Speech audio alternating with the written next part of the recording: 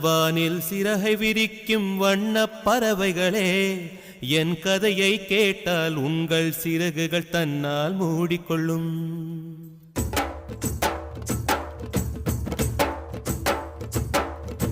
என் மனவானில் சிறகை விரிக்கும் வண்ணப் பறவைகளே, என் கதையை கேட்டால் உங்கள் சிறகுகள் தன்னால் மூடிக்கொள்ளும்.